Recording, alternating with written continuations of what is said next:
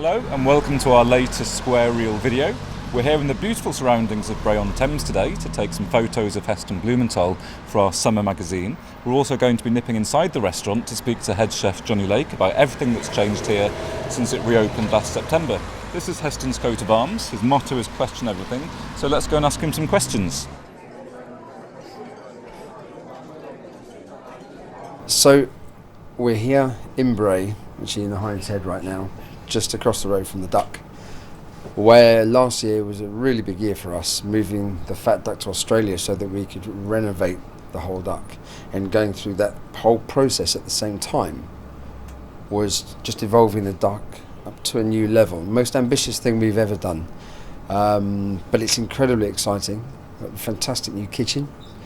There are some amazing new dishes, techniques, and just a whole new concept. I've been telling stories for years, but no, storytelling through food. I've done it since I opened the Duck, from In Search of Perfection to Feast, through the Fat Duck Cookbook to the Historic Book. And this really is a culmination of 20 years' work, and for me, it now feels like the Fat Duck finally is now beginning, which is so exciting. It's so exciting. And a fantastic team led by Johnny. So next you're going to see the new kitchen.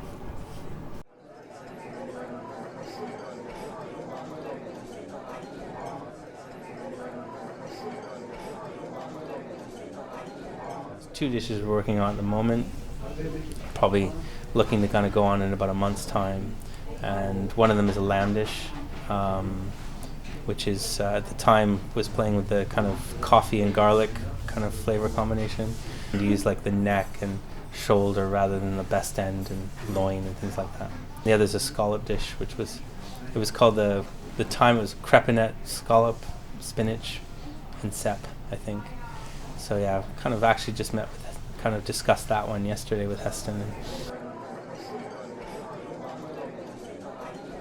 Generally, the work with Heston is on the initial idea and concept, and kind of, hey, what it's kind of working together with him on that, and then kind of we can, working with the development team and the senior chefs can kind of take that information and see what we can do with it.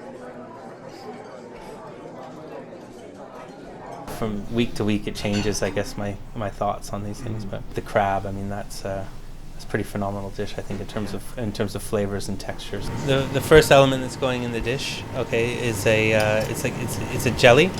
It's the main ingredient is like a clam juice, like a clam stock.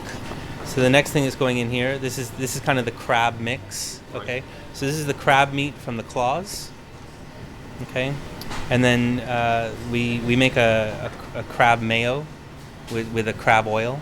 Yeah, and then on top of that, we've got our caviar and trout roe mix. Okay, that caviar and trout roe it's seasoned with ponzu. That's the caviar white chocolate thing. Okay, so we got the caviar there, so the saltiness of that caviar with the sweetness of this inherent sweetness of white chocolate in there. The sweetness is kind of balanced out with the crab oil. So the rest of the dish now is kind of just garnished with different seaweeds. This is the bladderwrack seaweed. That's rock samphire going in.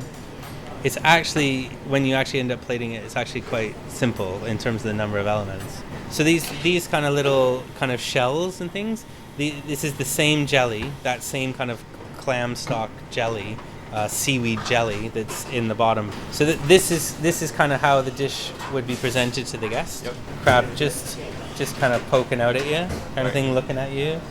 So the other component to the dish is this kind of we call it the kind of velouté.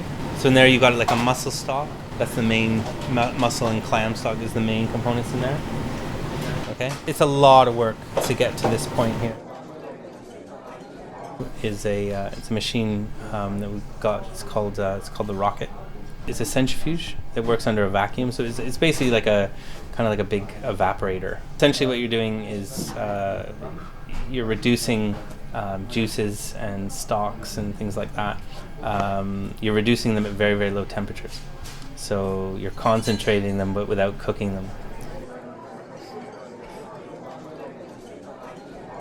So the last kind of chapter, I guess, the last part of this journey is the sweet shop. And at this point, from a guest perspective, where we want people to be is kind of like in a almost kind of dreamlike state. The sweet shop is a beautiful kind of piece of craftsmanship, really. It is the fat duck, but as if the fat duck was a sweet shop. Yeah, I mean, the idea of it is that so inside it there's a series of drawers, and each drawer is kind of assigned to a guest.